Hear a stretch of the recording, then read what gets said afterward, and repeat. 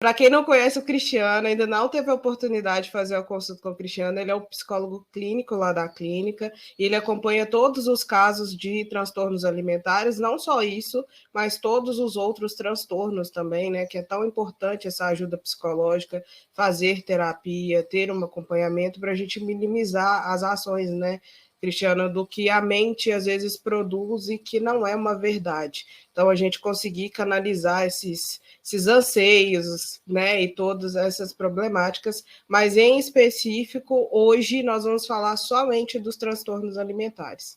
Mas é um prazer poder estar com vocês, né? Praticamente boa parte da semana nós estamos juntos, né? Atendendo nesses diversos lugares. Hoje eu, através da sala de psicoterapia virtual, fazendo esses atendimentos online, e, ao mesmo tempo, também fazendo esse atendimento presencial junto com a Tom de Pele. É uma parceria que realmente eu estou gostando muito de estar com vocês, né? De trabalhar junto por várias questões. Eu trabalho com a terapia cognitiva comportamental, conforme já disse, sou psicólogo clínico. O prazer é todo meu e, assim, eu percebo que o resultado é muito diferente quando tem essa equipe multidisciplinar, né? Para quem ainda não teve a oportunidade de passar pelo nosso processo, a gente trabalha com uma equipe multidisciplinar visada para todos os processos. Mas no transtorno alimentar, eu entro na parte estética, né, de gordura localizada, então com os procedimentos.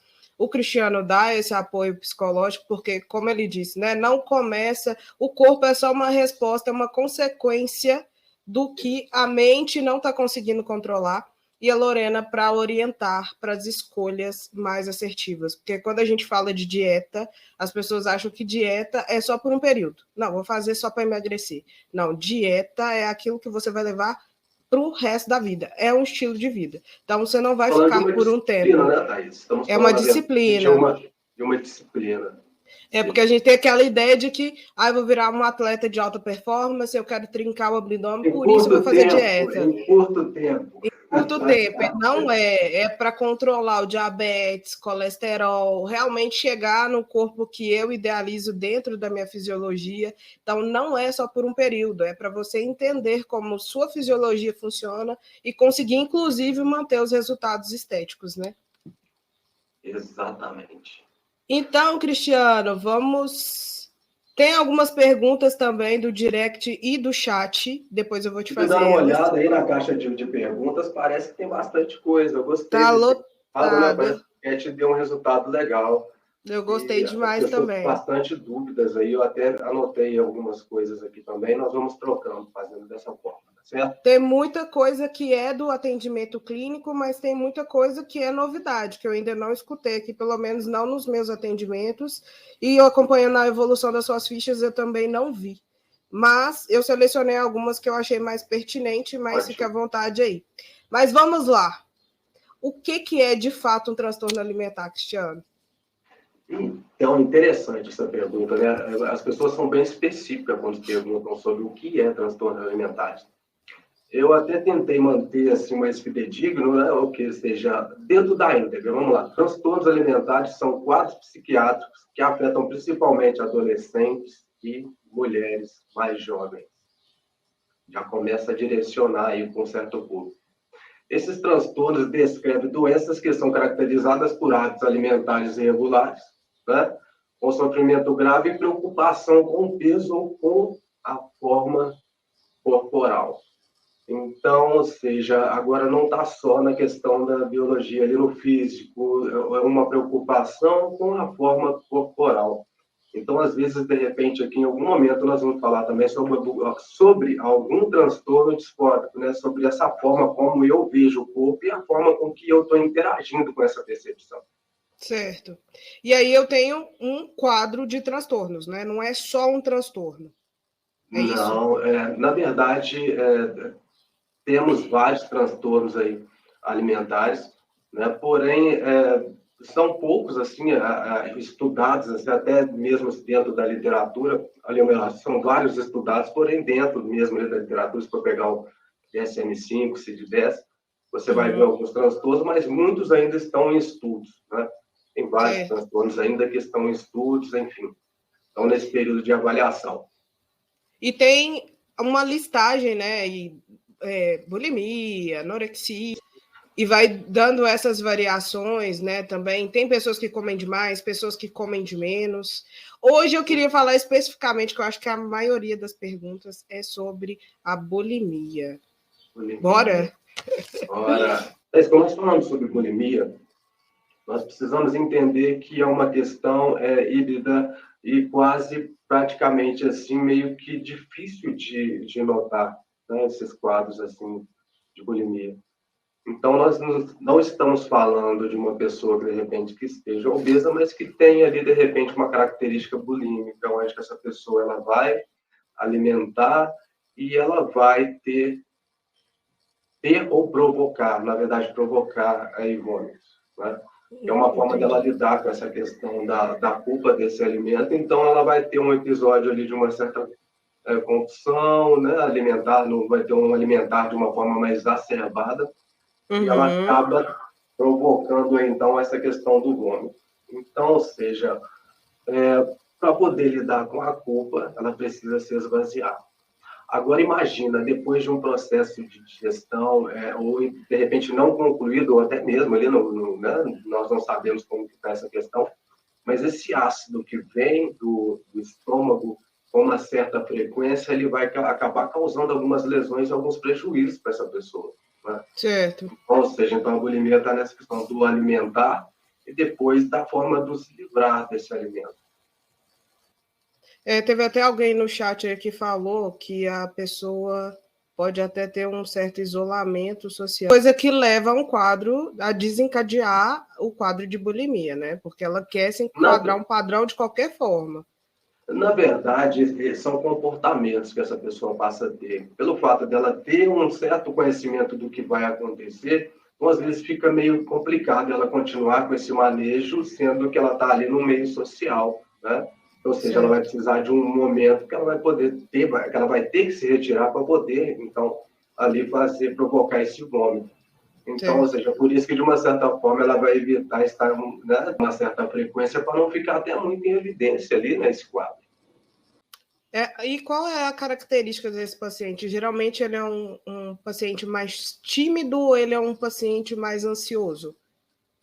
Depende muito. Olha, por estarmos falando sobre transtornos alimentares, não tem muito você ter um perfil assim padrão, até mesmo porque transtornos alimentares ele vem de condições multifatoriais, né? E cada ser humano é único. Às vezes, você vai pegar 3, 4 pessoas com o mesmo caminho ali, né, de sintoma, porém a forma de tratar e de ver são totalmente diferentes. Uma pessoa que tem condições sociais diferentes, vem de campos diferentes, de culturas diferentes. Né?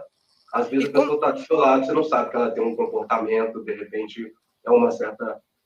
uma forma disfuncional, vamos dizer assim, de repente se alimentar. Identificar como que eu identifico que aquela pessoa tem e como que eu consigo levar ela de uma maneira tranquila para esse tratamento. Primeiro, não identificar. Às vezes é meio complicado, por mais que pareça que a pessoa está próxima, né, de nós, às vezes, de repente, alguma coisa foge aí da nossa observação. Né? Essa forma do alimentar, tudo que de repente passa, né, de uma forma mais exacerbada, esse cuidado demais, opa, peraí, a pessoa não tem nenhuma questão com relação a uma resistência a algum tipo de alimento e de repente ela começa a fazer uma restrição, de repente ela não tem um problema com o peso e de repente ela começa a fazer um jejum, ela começa a fazer uma dieta assim, de uma forma bem fidedigna. Claro que nós estamos falando a respeito de saúde, mas tudo que passa demais, a gente começa, né, acender um sinalzinho de alerta ali, para poder realmente estar atento. E quanto à questão do conduzir, depois de perceber realmente algumas questões, porque muito desses hábitos disfuncionais em relação ao alimento, ele acontece de forma meio velada, né? Essa pessoa ela não vai, de repente, ali ter alguma coisa que deixe em evidência. Então, às vezes, quando você vê, já tem um processo ali que já está acontecendo. Agora, a forma de conduzir, primeiro, eu acredito que esse apoio e entender que realmente essa pessoa está passando por um momento desafiante que às vezes nem ela sabe. Tá? Então, convencer uma pessoa de que ela não tem essa percepção, a mesma percepção que você. Né? Não tem praticamente assim, uma fórmula, uma receita de bolo que fosse única para todo mundo, mas eu acredito que a empatia, mostrar que está realmente com essa pessoa, que entende e que pode ser que ela esteja passando por alguma coisa que está começando a fugir do controle dela, seria a forma mais ideal, assim, de repente, sabe, fazer com que ela pense a respeito de um tratamento sobre aquilo que está acontecendo. E fazer a sugestão, né? Sim, e a questão dos transtornos alimentares, o alimentar, na verdade, eu estou falando ali de um sintoma, né, que está ali. Agora você consegue perceber que alguma coisa está presente. Mas e as outras questões? Aquele ali nós estamos falando de um sintoma. Na maioria das vezes tem sempre alguma coisa acontecendo junto ali. Essa forma de alimentar, na verdade, é uma manifestação do que está por trás de fundo aí, sobre esse comportamento. Às vezes a pessoa pensa que está, de repente... ajudando, né? Pensa que está ajudando, né? Na verdade, está causando um dano ali muito sério. Porque ao invés de repente, você motivar, você acaba fazendo o quê? Estabelecendo limites que para a pessoa, de repente, parecem irreais. Né? Sim. E a questão da comparação, principalmente nessa fase, né, do desenvolvimento, essa fase que a pessoa tem pouco aparato emocional para lidar com algumas questões, e ela fazendo essa comparação, às vezes vai fazer com que ela entre num estado de angústia e funcione totalmente ao contrário. Né? Totalmente ao contrário. Porque essa pessoa vai precisar suprir esse vazio no sentido de afeto, se ela encontra esse lugar do se alimentar como uma forma de prazer e trazer uma satisfação para cobrir esse afeto que às vezes não chega, ou que às vezes chega e me parece estranho, que parece uma crítica, né? E para poder lidar com isso, às vezes vai ter um descontrole nesse campo alimentar. Ter que ser padrão, ter que lidar com essa questão. Quando nós falamos de padrão, é problema, na verdade, praticamente em quase todas as áreas. Assim, né? Quando nós estabelecemos um padrão, não respeitamos esse sujeito pela sua constituição, biologia, né? Às vezes, de repente, a família ela tem uma forma diferente no sentido corporal e a gente acaba herdando essas características. Sim. Então, às vezes, é um peso muito grande para a pessoa, sabe? Ter que se manter da forma com que o outro, na verdade, estabelece. Olha só, tem uma pergunta interessante aqui, ó, que é uma dúvida minha também. A pessoa que tem bulimia, ela vai ter sempre um padrão estético mais magro, tipo caquético. Eu acredito que as pessoas têm essa visão da... Porque bulimia e anorexia é diferente, correto? Totalmente diferente. Né? E aí essa pessoa tem um padrão físico específico? Ou ela pode ser gordinha e ser bulêmica? Pode ser mais cheinha assim e pode ser bulímica sem problema nenhum. Como por ser uma condição, um comportamento híbrido, né, conforme eu te disse, então não quer dizer que de repente essa pessoa vai estar, né, ou seja, esse quadro que de repente descreve meio que de fundo, mas tem mais a ver com a anorexia, quando fala com esse emagrecimento extremo, tá? Mas na bulimia não, é bem assim, não tem um padrão específico, né? Qualquer um de repente pode entrar no quadro de bulimia. Vamos lá. Você já respondeu sobre os fatores sociais que realmente a pessoa vai evitar. Ok. Existe algum fator biológico que faça com que a pessoa desenvolva a bulimia? Boa pergunta. Sim, essa questão da hereditariedade, por exemplo, né? Ou seja, a pessoa, de repente, se ela tiver alguma questão, condição clínica, gastro, alguma coisa nesse sentido, às vezes ela vai ter um comportamento bulímico, não que ela provoque, você está entendendo? Porque é como uma condição médica, uma condição clínica, uma condição dela, então, ou seja, uma questão de saúde, certo. Entende? No sentido de se perceber acima do peso. Então, ou seja, tem assim na anorexia esse momento da restrição do alimento para evitar que realmente ingestão de calorias, essa questão toda, mas só que não é só relacionada à questão do perder o peso, é a forma com que essa pessoa já está se vendo. Como eu te disse, ela já está no estado de magreza, né, avançado, e ela continua com esse comportamento, com jejum, uso de laxante, enfim, exercícios demais, e você olha e fala, parece não ser tão necessário. Ela é aparentemente saudável. Então, ou seja, é possível sim ter outra comodidade ali junto com esse com esse transtorno.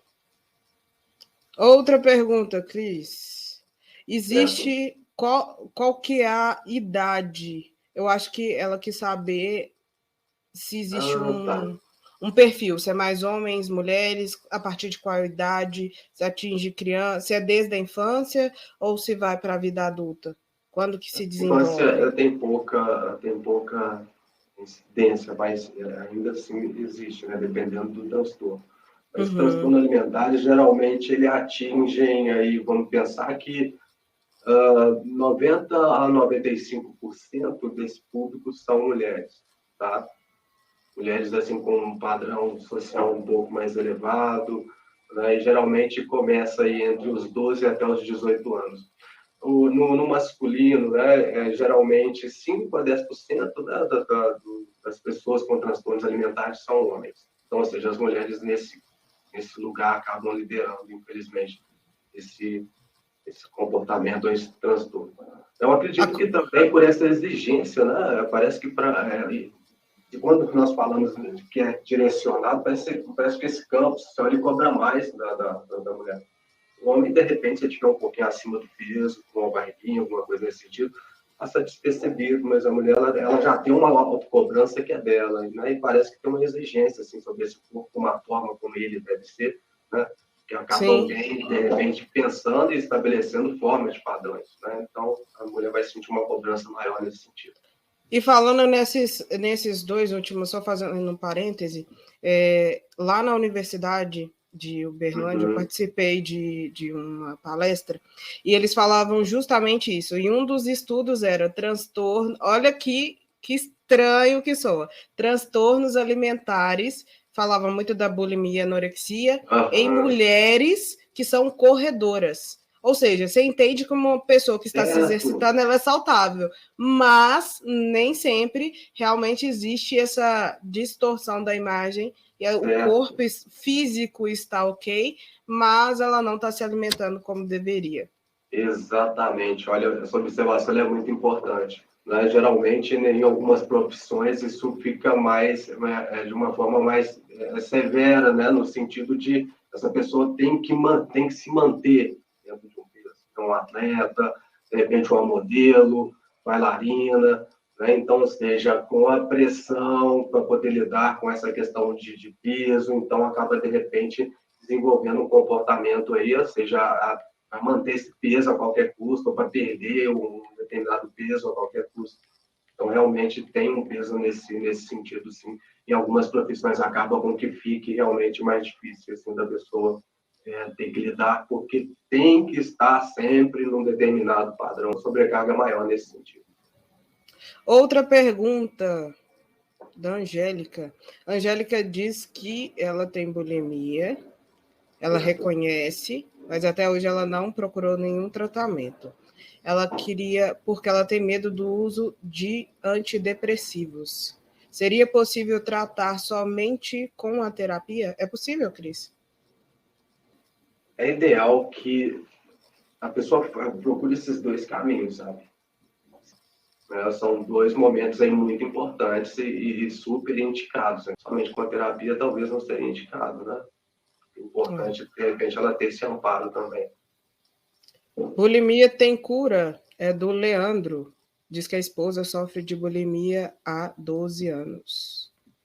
Olha, eu acompanhei algumas pessoas reduzindo muito esse hábito e algumas, sim, até conseguindo, né, entrar no estado de remissão. Às vezes volta, mas tem, sim, uma redução bastante significativa na questão do comportamento, à medida que essa pessoa vai se conscientizando, entendendo o porquê, né? Mas, conforme eu te disse, assim, não tem como você falar, olha, vai ficar curada agora desse transtorno, ou desse incômodo que você está sentindo, até mesmo porque cada ser humano é único, né? Ele tem um tempo dele. Sim. Pode ser que alguém fique realmente e não volte a fazer, pode ser que alguém consiga diminuir, mas nós estamos falando aí que cada passo que você consegue dar, né, é um ganho, é um ganho, né? É um dia de cada vez, né? É um ganho. De repente, se a pessoa está num processo extremo, né, de um comportamento ali que ela tem com uma certa frequência, causa, assim, um sofrimento. Então, tá difícil para lidar com essa questão. Às vezes, né, chegar a diminuir já é um ganho bastante significativo e muito importante. Eu estava lendo aqui uma pergunta, ou seja, estive num evento e percebi que eu comi demais. Eu estava totalmente fora do controle. Eu acredito que ela quis dizer ou quis perguntar se esse comportamento, de repente, seria um transtorno alimentar. É claro que nos encontros sociais ali, né, naquele momento ali de confraternização, Natal, bom, geralmente as pessoas encontram e tem lá comida, né, de uma forma assim, bem mais do que o no comum. Às vezes acaba que a pessoa exagera, isso não quer dizer que de repente é uma compulsão, seja uma compulsão alimentar. Estou falando de um episódio que aconteceu. Agora, se isso acontece pelo menos 3 vezes, né, dentro de um determinado curto espaço de tempo, você, de uma certa forma, come demais dentro de um curto espaço de tempo, isso vai repetindo pelo menos a cada 3 meses aí, é um sinal de alerta. Essas vezes que a pessoa, às vezes, descreve, é que ela observou. Mas quando você começa a ouvir, né, eu coloquei até estabelecer esse espaço, porque quando você começa a ouvir, às vezes aquilo ali está recorrente demais, não é só 3 vezes na semana, ou um fato isolado, às vezes está acontecendo de uma... E ela admitiu só naquele período, só aquela festa que eu fiz isso. Mas é natural isso mesmo, que essa pessoa ela tá sendo ali... É difícil admitir, né? É difícil. Sim, difícil, e ela está começando a perceber que aquilo ali está trazendo um certo incômodo, né? Às vezes traz uma insegurança mesmo de compartilhar essa questão. Então, ou seja, é escutar, né, o que está sendo apresentado, mas, e ao mesmo tempo, escutar o que tem atrás, né, dessa fala, né? Qual é o grito que está atrás dessa fala, o que essa pessoa está falando isso, porque no momento é com o que ela está conseguindo lidar, né? Então, de forma bem respeitosa, acolher, para que ela se sinta à vontade e reconheça a necessidade de mudar. Sim. Né?